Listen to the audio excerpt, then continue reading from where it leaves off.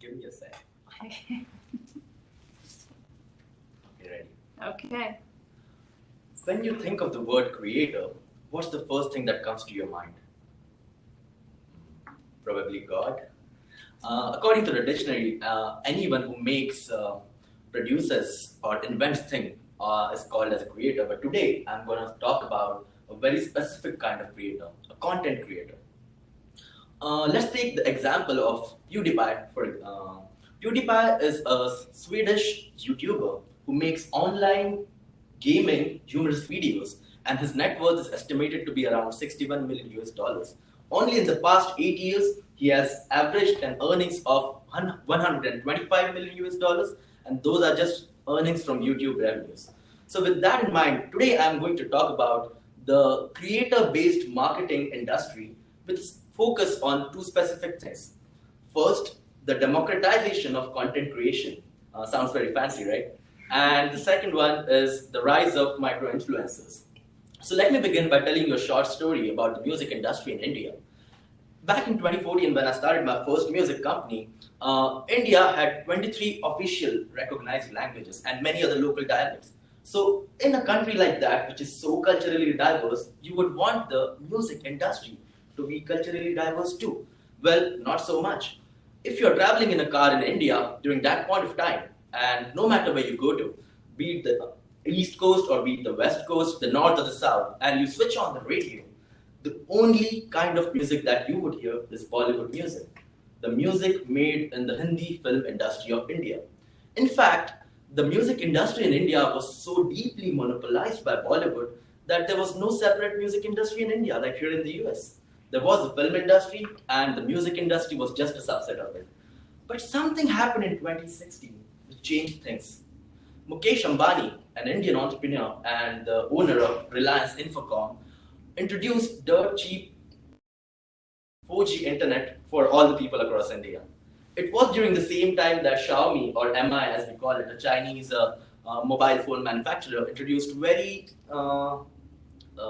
cheap mobile phones for everyone across India. And boom, the internet was exploding with content. The music industry was truly democratized.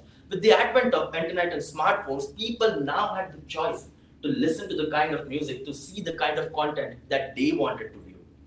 Back then, with newspapers or television or radio, it was not so much possible. And with that, it created avenues for content creators, for independent musicians to create their own music, upload it, and get it published, and at the same time make it viral, because the internet and its scope of being a large distribution channel is just worldwide. And because of that, it created sustainable monetization avenues for these independent creators, and at the same time, creating marketing avenues for firms to market their messaging to these creators. And because of this phenomena, it gave a rise to what we call today as micro influencers. So, who is a micro influencer? Anyone who has between 1,000 and 100,000 followers and is an expert in a certain field, in a certain need, is called a micro influencer. It can be anyone. It can be a cook, it can be a poet, it can be a musician or a comic. So why should companies consider micro-influencers over celebrities? Well, I have two key reasons for that. First is that micro-influencers have higher engagement and higher conversion rates. Because they have a small audience, the audience is able to connect to the micro-influencer in an efficient manner, and they relate themselves to the micro-influencers.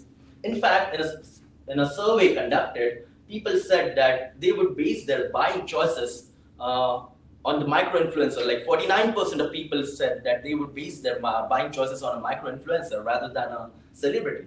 The second reason why companies should choose micro-influencers is they are affordable, and they cater to a niche audience. So if you want to start a marketing campaign and if you go to a celebrity, it will probably cost you thousands of dollars, right? And if you are a big company, well, that is good. But for a smaller company, it is not even logical. Also, it makes no sense, targeting audience who are not even going to end up buying your products. So micro-influencers with their niche target audience help with that. The world is changing fast, and with that, consumers' buying patterns are changing too. With the advent of internet, anyone can be a creator today. And some of them are good, so they can be influencers. So, in order to have an efficient marketing strategy, a good way for companies would be to go with a creator-based marketing with a special focus on micro-influencers. Thank you.